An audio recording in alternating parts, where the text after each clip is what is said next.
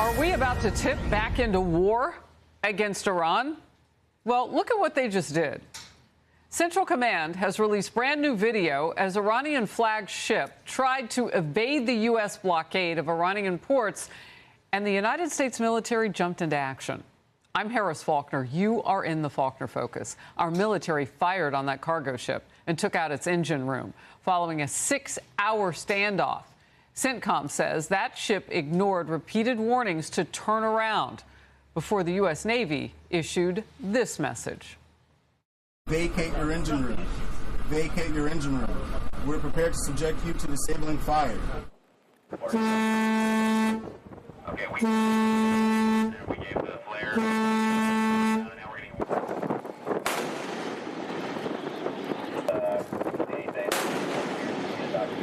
be ready.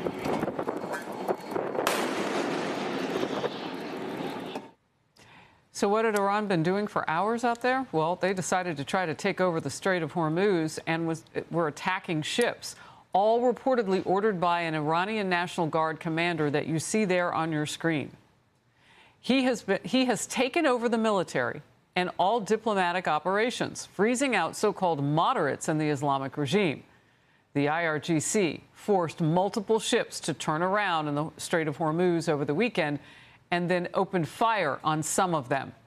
Marine Traffic 24-hour snapshot shows the path of an Indian-flagged tanker before and after it was attacked, again by Iran. And you can see it entering the strait before doubling back quickly to try to get away from the IRGC commander's fire. President Trump posted about Iran's aggressive actions on Sunday, saying, in part, Iran's attacks violated the ceasefire agreement with the U.S., and more now out of CENTCOM just this past hour. Again, new video, the blockade being enforced, 27 vessels directed to turn around so far. United States warship 115. You are entering the area of a military blockade. This blockade of Iranian ports will be enforced and applies to all vessels regardless of flag. Any vessel that further intends to enter or exit an Iranian port will be subject to the right of visit and search in accordance with international law. If you attempt to run the blockade, we will compel compliance with force. Over. So we are getting almost real-time action in the Strait of Hormuz. Not much delay between this new video and the action that's happening to give the world an idea of exactly why we are there. This is a country that wants nuclear weapons. Wow. Vice President J.D. Vance will lead the command round 2 of negotiations in Islamabad, Pakistan, along with Jared Kushner and Steve Witkoff. It's still unclear if Iran's people will actually show up. The current ceasefire expires this Tuesday night. Vice Admiral Robert Harwood is a former deputy commander of U.S. CENTCOM, and he will join me moments from now. First, let's go to Chief Foreign Correspondent Trey Yingst on the ground in Tel Aviv. Trey. Yeah, hey, Harris, good morning. CENTCOM says U.S. forces seized an Iranian-flagged cargo ship in the Gulf of Oman that was trying to get through the U.S. Navy blockade. President Trump posted to Truth Social overnight saying, in part, quote, the Iranian crew refused to listen, so our Navy ships stopped them right in their tracks by blowing a hole in the engine room. Right now, U.S. Marines have custody of the vessel. The ship remains in U.S. custody at this moment. At least 24 other vessels were turned around over the weekend, complying with U.S. orders. The incident came 24 hours after Iran's IRGC fired on 2 vessels trying to pass through the Strait of Hormuz in violation of the ceasefire. Now the question remains if a broader agreement will be reached this week. The ceasefire is set to expire in less than 48 hours. I spoke with President Trump over the weekend, who told me if this deal isn't done, the deal that we made, that I'm going to take out their bridges and their power plants. He went on to say if they don't sign this thing, the whole country is going to get blown up. Iran's foreign ministry spokesperson held a press conference this morning indicating that Iran has not agreed to attend talks in Islamabad, Pakistan tomorrow and is currently reviewing U.S. proposals. We witnessed that the United States insisted on bad faith and violation of the ceasefire. All of this is evidence that the United States apparently does not show seriousness in the diplomatic process. Reports indicate top IRGC commanders are actually in charge of what can be given up at the negotiating table. And at this moment, Harris, we don't even know if Iran will attend the talks. Harris? Trey, thank you very much for all the latest on this. And focus now, Vice Admiral Robert Harwood, a former deputy commander of the U.S. CENTCOM, a retired U.S. Navy SEAL. Great to see you today. What can you tell me about the Marine Expeditionary Unit, which I know made a big difference in what happened over the weekend? Well, they've been trained to do this exact mission, board, search, and seize ships that, especially in this case, are trying to avoid the blockade. So our Navy Marine forces have been doing this mission for decades. They're well trained, they're well executed. And as you saw, they gave them all the warnings. They set the stage. Hey, guys, we told you there's a blockade. Stop. If you don't, we're going to disable you. So the Navy ship shot them, stopped them in the waters, the Marine boarded them and took control. So we've said we can do this. We've done it for decades, and this administration's going to hold to that. So it's a clear message to the IRGC. Hey, we're telling you what we're doing every step of the way. So when you come to the negotiations, understand you're going to capitulate, or we're just going to ramp it up more. Talk to me about the IRGC. And there's this new commander, apparently. I don't know how new he is, but he's taken over, and diplomatic negotiations over there in Iran. What does that mean to you? Because you and I have talked a number of times now. I don't think it's any great surprise that they have other people who want to be radical within their government.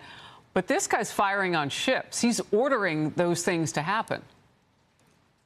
Well, it's the whole IRGC. They are the core of the regime and the Islamic Revolution. They are the muscle.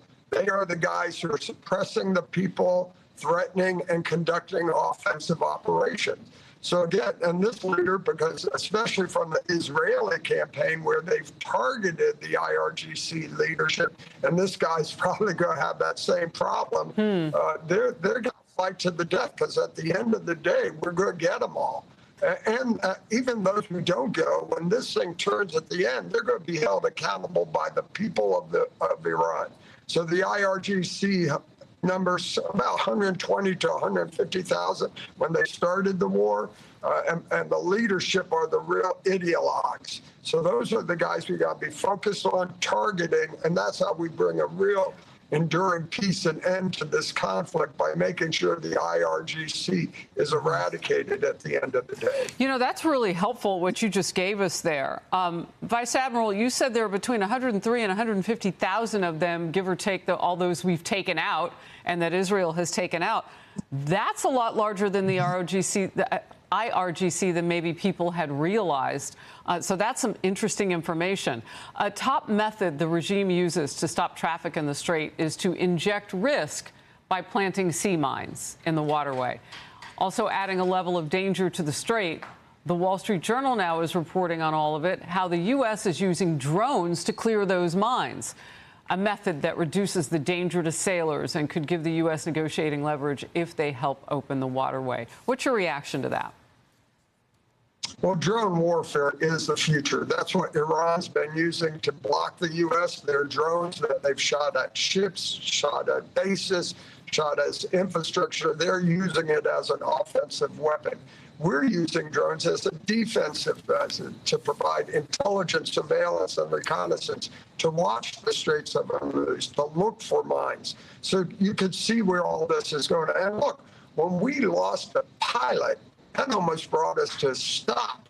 It was too high risk. So the more we leverage and use aircraft that don't need people, the less at risk we can do, and we can move to the scale we need to. Also, the hardest part about manned aircraft is the pilots. We've got to train them, we got to find them, we got to retain them. If we remove that part of the equation, then you can fly thousands of drones.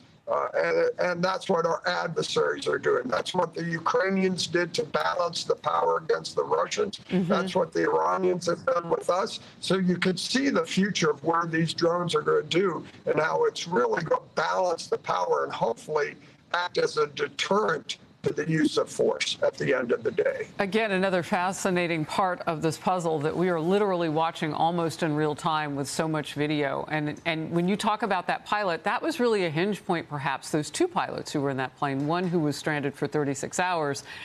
And we did everything. We took everything we had to go get him, and we got him back. and we brought him home. And that was a huge signal, I would imagine, to not just Iran, but maybe enemies around the world, that if you mess with us, we will come for you and we will get our people out.